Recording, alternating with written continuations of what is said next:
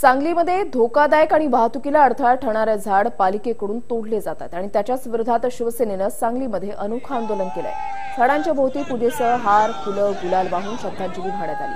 तोडण्यात आलेल्या झाडांना यावेळेला श्रद्धांजली वाहत शिवसेनेनं हे आंदोलन केलं। मनमानी कारभार करणाऱ्या नगरसेवकांवर कठोर कारवाई व्हावी अशी मागणी शिवसेना कार्यकर्त्यांनी यावेळेला केली।